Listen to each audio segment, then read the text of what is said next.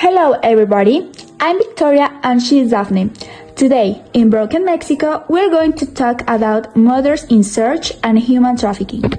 We are going to discuss what is happening in Mexico and Morelia regarding these issues, what the issues are and how they manifest. Let's start talking about mothers in search. There are women who become investigators when the government doesn't help them find their missing children or loved ones. Over 100,000 people are missing. Most cases are never solved. Since 2006, when the government started the war on drugs, disappearances have increased. Many are caused by criminal groups, sometimes with the help from corrupt officials. The government often does little to help, so many mothers search on their own. According to New Yorker, they dig in the ground, follow tips, and risk their lives. Some are even killed. The National Search Commission exists, but it's underfunded and weak. These mothers keep searching because they want truth and justice. They show the strength of love in a country full of fear and silence. And in Morelia, what do they do? These mothers stay in Morelia. Some moms didn't celebrate. They sat in the main square seeing the names of their missing kids. It was quiet and very sad. These moms are called searching mothers. Their kids disappeared and no one helped, so they start looking by themselves. They go to scary places and dig with their hands. Some people try to stop them, even people from the government, but they keep going, even if they are scared. In Michoacán, according to Gobierno de México, more than 6,000 people are missing. These moms just want to find their children. They're not asking for pay. They want answers. They want justice. This topic is really interesting. But what can you tell me about human trafficking? Human trafficking, according to the United Nations, ONU, is defined as the procurement or transfer of people which is used by the use of force, fraud or deception. All of this to do lucrative business. Women, men and children can be victims of this problem. Oh yes, and the people who commit this crime use many ways to trick these people into believing them, like offering work, offers, scholarships, and making promises that are not true. There are many ways in which human trafficking can be manifest. One of them is sexual exploitation. It occurs when someone takes advantage of people who need help. These people who are in vulnerable situations or depend on them, like refugees who need food, education, among others, to have sexual favors from them. It also includes prostitution and sexual abuse. It is any type of physical contact where the victim hasn't given consent. Human trafficking is not only a criminal act, but also one that causes daily misery and loss of life. Picture a person you have affection for, someone you respect, who disappears without warning, is taken away, and treated like an object. What would that be like? This is the dreadful end that plagues numerous individuals caught up in this appalling cycle of violence. They lose not only their freedom but also their identity, their dreams and hope. These aren't just numbers or distant memories. The individuals in question are real people, such as mothers and fathers who are often struggling financially or socially. Their families are left with an emptiness, fear, and uncertainty, while the criminals responsible for this tragedy are increasingly powerful because they prefer not to speak out. No one should ever be separated from their life, their house, or their loved ones. Every one of you deserves to live with dignity and hope.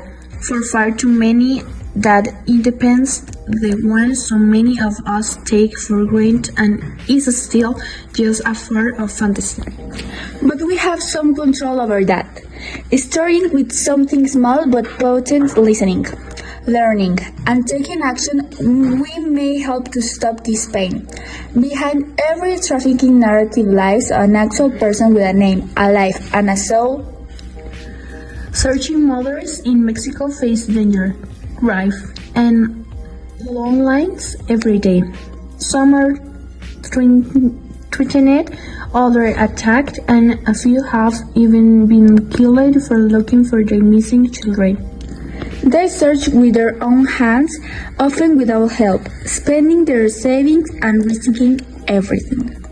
The pain of not knowing where their child is never goes away. Still, they keep going not because they feel safe or support, but because love gives them no other choice. Understanding how human traffic impacts women who are also mothers depends on research on them. Therefore, it is rather vital. Many times, financial hardship or pressure causes mothers to be victims of trafficking. They might be abused while attempting to provide for their children. Sometimes their children are used to control them. Viral legislation, emotional support, and protection for both the mothers and their families result from the study of this topic. In a sense, knowing the relationship between motherhood and trafficking enables us to come up with more kind and efficient solutions. After everything we talk about, I feel a mix of emotions: sad, angry, but also more aware. I didn't know all this before. I didn't know that so many moms in Mexico were searching for their missing children alone, with no help.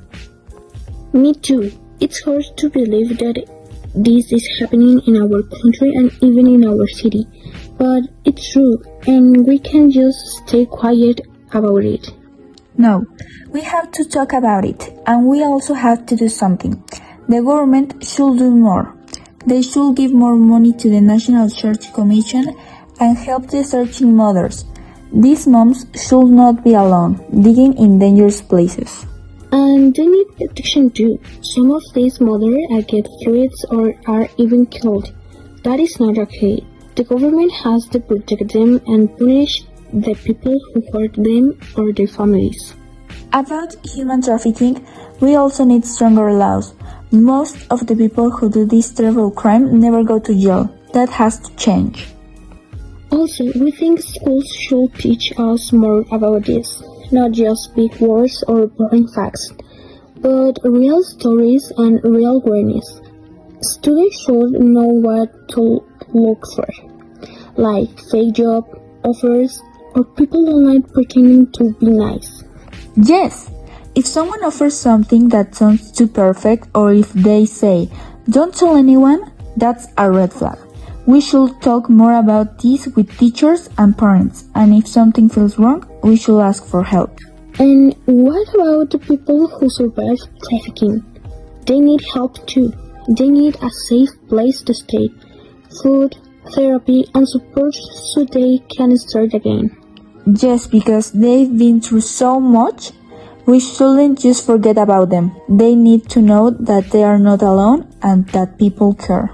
Another problem is how we talk about victims. Sometimes people blame them, like saying, "Why did she go with that person?" or "She wasn't careful." That's not fair. Victims are not blamed. Exactly. The only ones who should be blamed are the people who lie, kidnap, and hurt others. We need to stop judging and start listening. So, what do we need? We need more education, more safety, more justice, and more kindness. Even if we're young, we have a voice. We can talk about this, share stories, and support each other. That's already something. That's already power. Searching mothers don't stop because they're brave. They keep going because of love. And that love is powerful. Let's follow their example. Let's not look away. Let's be part of the change. This was Broken Mexico. I'm Victoria. And I'm Daphne. Thank you for listening. See you next time.